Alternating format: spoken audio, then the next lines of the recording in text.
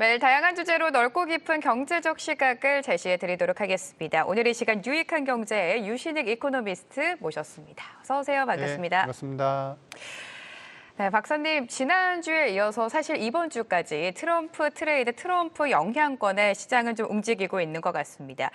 국내 종목별, 업종별의 흐름을 좀 지켜봐야 될 것 같은데 이번 주 또 지난주와 별반 큰 차이가 없었던 것 같아요. 어떻게 보셨나요? 아직 이제 취임을 하기 네. 전이고 취임을 해서 행정부를 꾸리고 구체적인 정책을 시행하기까지는 일단 불확실성에 계속 노출이 될 수밖에 없고, 이 불확실성은 사실 트럼프 이제 대통령이 지난번에도 일선 때도 너무나, 그러니까 우리 이제 트럼프 대통령 같은 경우는 닉슨의 방식을 그대로 이제 따라하는 경향이 있습니다. 본인의 집무실에도 이제 닉슨 대통령으로부터 받은 이제 편지를 이제 놨다. 근데 닉슨의 방식이 뭐냐면 사실 굉장히 급진적이고 예고 없이 그때도 관세를 부과하고 그다음에 환 관련된 정책도 급진적으로 발표를 하면서 체계를 완전히 뒤바꿨어요.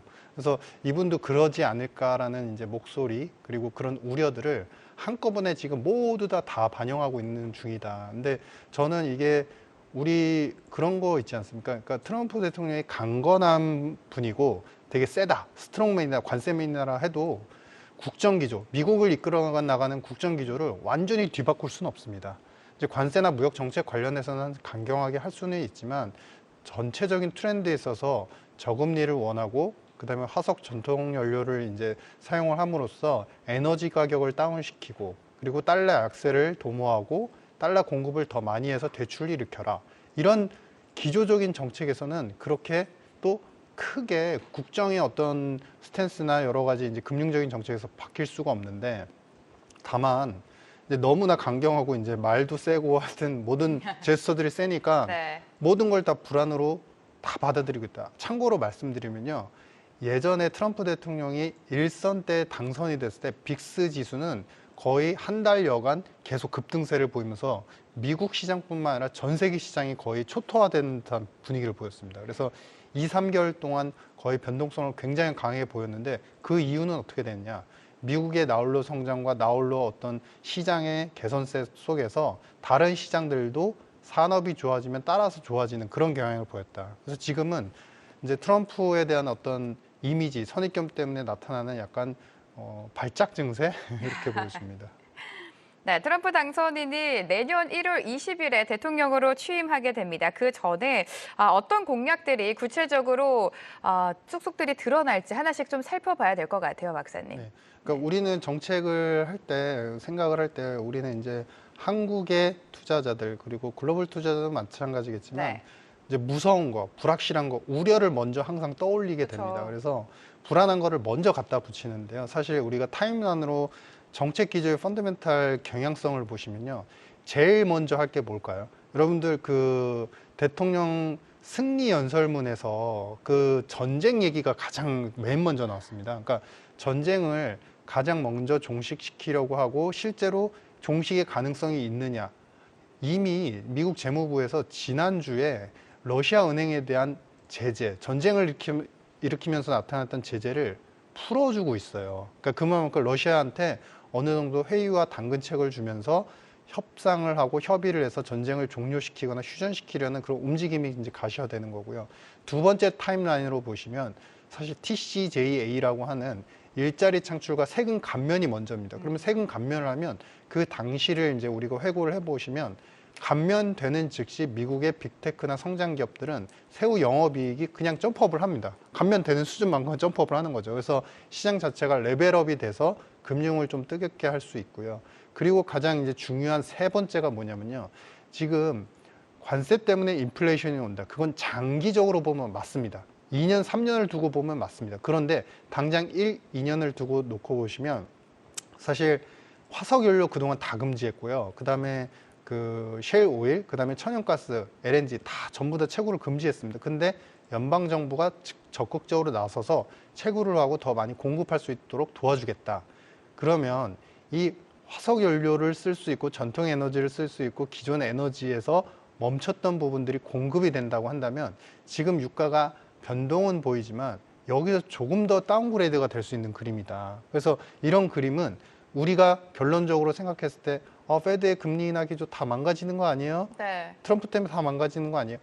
1, 2년 동안은 기조의 변함이 없다. 단지 속도의 차이가 있을 뿐이다. 이렇게 이제 보여집니다. 자, 세금 정책도 좀 면밀하게 살펴보도록 하겠습니다. 트럼프 당선인이 러트디그 상무부 장관으로 임명을 했습니다. 월가 출신임에도 불구하고 트럼프의 공격적인 관세에 동의하는 관세맨이다. 이런 수식어까지 있는 인물이기 때문에 거기에 대한 우려도 좀 커지고 있어요. 네. 사실 이제 질문을 주신 내용도 지금 시장에서 미리 땡겨하는 이제 우려죠. 우려를 네, 맞아요. 먼저 이제 질문을 하게 해주셨고 그 사항을 다시 한번 정리를 해보면 이번에 중국은 아주 데미지를 많이 주도록 할 거예요. 60% 관세, 그러니까 기존의 관세에서 플러스 이제 50%를 하면은 중국에 대해서는 60% 관세가 매겨지는데 거기에 더불어서 중국에 대한 이제 영구적 그 무역 정상 관계를 1900년대 이제 1900 후반년도에 이제 1980년도쯤에 이제 체결을 했었는데 이건 뭐냐면 이걸 갖다가 체결을 함으로써 서로 교육을 갖다가 열어나간다라는 상징적인 의미였습니다. 근데 영구적 무역 정상 관계를 아예 철회할 가능성까지 있어요. 그만큼 중국에 대해서는 압박 정책이 있을 건데 그러면 중국이 무너지니까 또 한국이 다 무너지냐 또 우려로 이제 그림을 그리시는데요. 중요한 건요. 중국은 지금 시진핑이 그래도 적정한 어떤 스탠스, 강경한 대책에 대해서 뭐 미국에 대해서 반발을 하고 그러지 않는 이유가 뭐냐면 경기 부양을 지금 하고 있는 중이거든요. 아마 그런 정책들이 나오면 더 세게 부양을 할 것이고요. 그 시기에 그러면 우리는 관세 안 받는, 우리도 맞습니다. 그런데 중요한 건 그 시기가 시차가 항상 존재를 한다는 거고요. 그 시차 동안 중국이 먹고 그 다음에 중국이 관세 부과를 막고 그리고 나서 다른 국가들이 하나씩 관세 부과를 받을 때 그 시차 사이에 우리가 오히려 중국이 미국한테 수출을 못하는 것들을 뺏어오는 그런 경향성들이 지난번에도 있었고 이번에도 그런 경향성들은 충분히 있을 수 있다. 그래서 이게 관세부가 사실 이제 피해갈 수는 없는 건 당연한데 이걸 갖다가 모두 다 나래비를 부정으로 보지는 네. 않는다. 이렇게 생각이 됩니다. 중국에 대한 견제는 뭐 계속될 것 같습니다. 트럼프 관세 정책을 피해갈 수는 없지만 그렇다고 해서 우리 기업에게는 너무 다 나쁜 것만은 아니다. 네. 이렇게 해석하고 계신 것 같습니다. 자, 관세 정책하면은 지금 시장에서 우려하는 게 아무래도 인플레이션에 대한 우려 아니겠습니까? 인플레를 자극할 것이다. 이런 시나리오들이 많이 나오고 있는데 네. 이 부분 다시 한번 짚어주실까요? 네, 그러니까 그게 이제 사실은 지금 시장에서 약간 넌센스적으로 이야기가 되고 있는 게 뭐냐면 파월 의장을 결국에는 해고를 할 수도 있고 트럼프 대통령이 네. 그만큼 이제 인플레 우려가 있는데 압박을 하면서 서로 사이가 나빠질 거다. 근데 면밀히 지금 상황을 보시면요. 지난번 물가가 미국 CPI가 2.6%, CPI가 2.6이 나왔는데요. 파월 의장은 명확한 스탠스를 보였습니다. 금리 인하 기조는 맞고 전체적으로 우리가 보는 만큼 2% 목표에 이제 어느 정도 그 트렌드라고 하죠. 그 트렌드가 계속적으로 이어지고 있습니다. 다만 2%로 가는 데서 확신, 이제 뭐라고 하냐, 완전한 확신은 단어라는 것은 빠졌습니다. 그러니까 확신에 대한 단어는 빠졌지만 중요한 건 뭐냐면은 기조적으로 물가가 정상화되고 있는 만큼 금리를 인하할 수 있다라는 기조의 스탠스는 변함이 없어요. 그래서 서서히 하느냐, 뭐 천천히 하느냐, 조금 더 빨리 하느냐 이런 차이만 있을 뿐이고요. 그리고 한편으로 보면 트럼프 이제 대통령 같은 경우는 결국에는 금리 인하를 외치고 있고 거기서 나오는 발언 중에 하나가 이제 페드는 원래는 민간 기구였으니까 행정부에 소속을 시켜가지고 우리가 금리 결정을 하겠다 이런 이제 발언까지 하고 있는데 그게 이제 서로 싸우는 것 같아라고 하니까 이제 불안을 또 야기시키죠. 그런데 적어도 1년에서 2년 정도 본다고 한다면 사실상 금리 인하 기조 스탠스가 그렇게 썩 달라질 가능성은 전혀 없는데 네. 이걸 또 우려로 받아들이고 있고요. 한편으로 이제 이것을 산업과 연결해서 조금 말씀을 드리자면요. 23년도, 24년도부터 미국이 키워왔던 핵심 산업이 AI죠. 근데 이 중에서 국정기조에서 이 산업을 정말로 확대시키면서 전 세계의 민간, 기업, 그리고 다른 적대적인 국가, 뭐 이제 중국을 제외하고 다른 국가들과 연합을 해서 이 관련된 산업을 육성하는 것이 다음번 목표입니다라고 국정기조에서 국가안보전략 보고서에서 말한 것이 있습니다. 그게 뭐냐면 바로 바이오 산업입니다.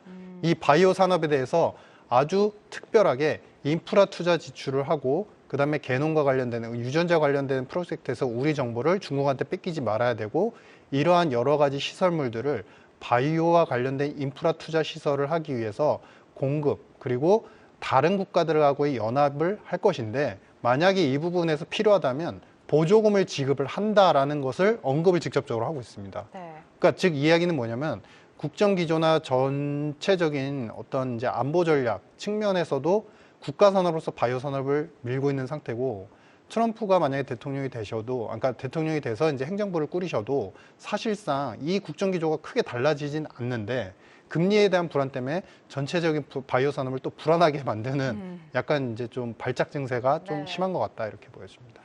네, 지금 시청자 댓글에서도 연일 트럼프와 관련된 질문들만 올라오고 있습니다. 트럼프 트레이드 진정이 됐다는데 열심히 진행 중인 것 같다. 이런 댓글도 있고요. 그럼 트럼프 정책 중에서 관세와 세금을 가장 눈여겨봐야 되나 좀 답변이 된 것 같습니다. 또 트럼프 정책으로 수혜보는 쪽 안 좋은 섹터를 알려주시면 좋겠다. 이런 이야기가 나오고 있는데 바이오 산업 짚어주시지 않았습니까? 지금 시장에서는 뭐 연일 트럼프 수혜주로 묶이면서 뭐 방산이라든지 또 비트코인은 계속해서 사상 최고 경신을 하고 있고요. 조선주도 마찬가지고 관련 섹터들이 움직이고 있습니다. 박사님이 보시기에는 가장 큰 수혜 업종 어떻게 판단하십니까? 가장 좋아지는 업종은 사실은 미국을 위한 미국에 의한 그렇죠. 빅테크 성장이죠. 그러니까 빅테크의 결국에는 성장이요. IT고요. 네. 그래서 IT 부분이 우리 한국은 반도체 보조금 폐지할 수 있고 그래서 네거티브 사인이 오지만 사실 이제 옥스퍼드 이코노믹스에서 상세하게 분석한 내용을 보면 AI의 최종 제품을 미국이 만들기 위해서 거의 60% 이상의 10나노 칩 이하의 칩에 대해서 아시아에서 물건을 사오는데 그 나라가 배분이 대만, 그다음에 일본, 한국 이렇게 동등하게 좀 배분이 돼 있는 상태입니다. 그만큼 우리가 결국엔 AI 그리고 앞서 말씀드린 국정 과제 산업으로서의 바이오 산업 이런 부분들이 아시아의 힘이 필요하고 그 중에서도 우리 한국의 힘은 분명히 필요하다. 그러면 관세는 처음에 분명히 맞을 거지만 해당 산업도 그렇지만 아마도 수정 보완이 되거나 아니면 조정이 될 여지가 있다. 특히 이제 반도체 같은 경우는 그렇게까지 우려를 크게 갖지 않아도 된다라는 생각을 하고 있고요. 바이오 산업 같은 경우는 역설적으로 오히려 우리가 이제 관세를 안 맞을 가능성도 있다라고 생각을 하고 있습니다. 그만큼 여러 가지 인프라 시설에 대한 설비, 그다음에 연합적인 전략을 너무 중요시하고 있기 때문에 이런 부분은 우리가 계속 좋은 부분까지도 계속 체크를 정확히 해 나가셔야 될 것 같다 이렇게 생각을 하고 있습니다. 네, 오늘 이 시간 유신익 박사님과 분석 말씀 들어봤습니다. 도움 말씀 감사합니다. 네, 감사합니다. 계속해서 다양한 경제 이슈를 알고 싶다면 구독과 좋아요, 알림 설정 부탁드립니다. AI 캐스터 권미정이었습니다.